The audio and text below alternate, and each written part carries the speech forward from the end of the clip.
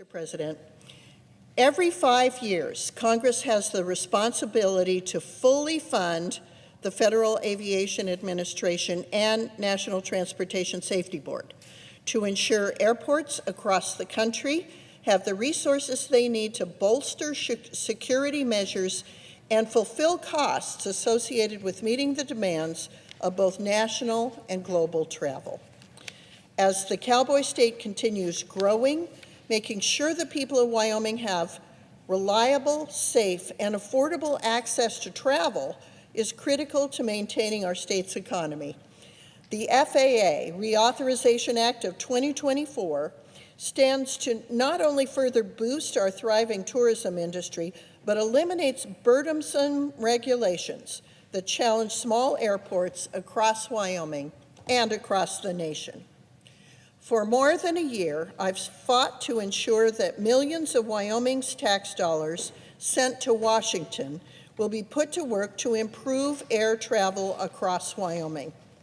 Wyoming is small to many small airports that serve what would otherwise be isolated parts of our state. This bill reauthorizes the essential air service that supports flights for Cody and Laramie and increases funding for the program that multiple Wyoming airports use for capital projects. And as you know, Mr. President, Cody is the east entrance to Yellowstone National Park. It is home to the Buffalo Bill Historical Center, which is a world-class museum, and it is an important tourism and art destination. And Laramie is the home of the University of Wyoming, and many activities that improve our nation, including efforts at carbon sequestration technologies. These are communities that need air transportation.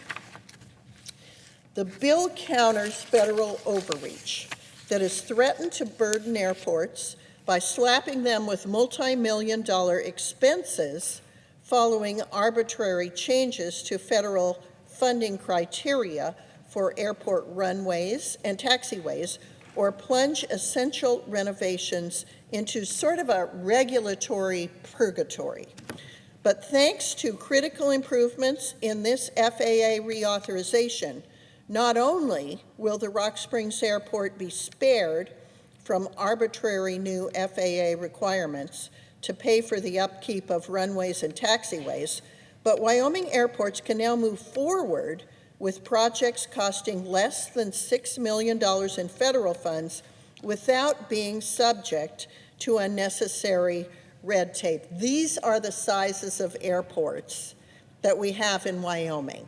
And to have these regulatory burdens and shackles taken off so these airports can improve runways and taxiways, which are essential to having an operational airport, is a true benefit of this bill.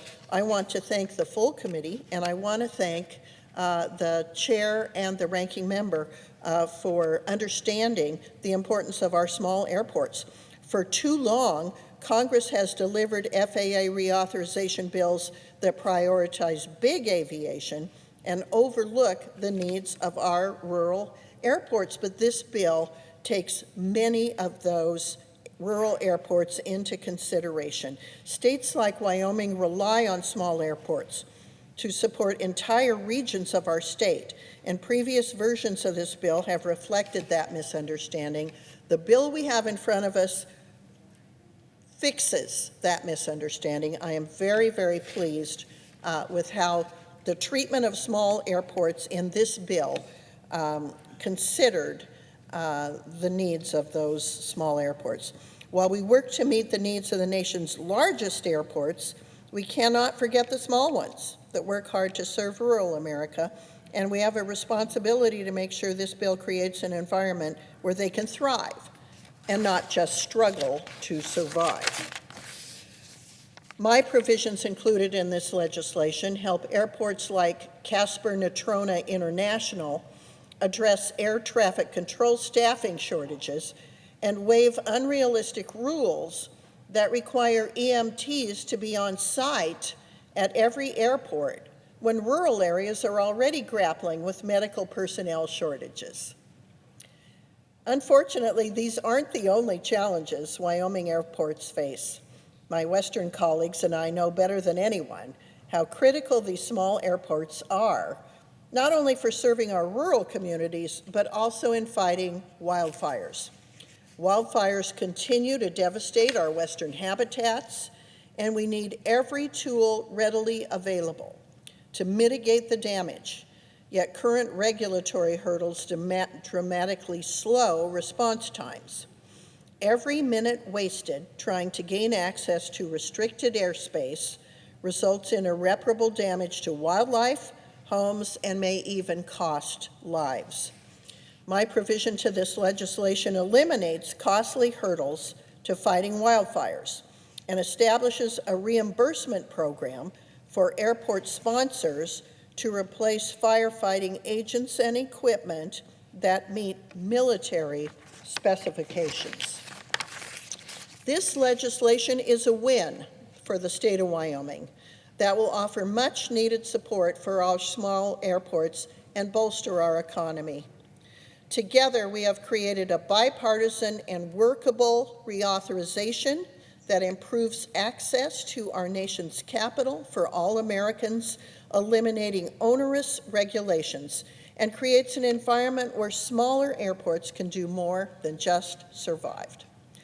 I want to thank the members of the Commerce Committee, including you, Mr. President. I want to thank Chair Cantwell and Ranking Member Cruz, who worked together to create a bipartisan work product of which the committee can be proud, and they have prepared this FAA reauthorization for bipartisan passage. Mr. President, I yield the floor.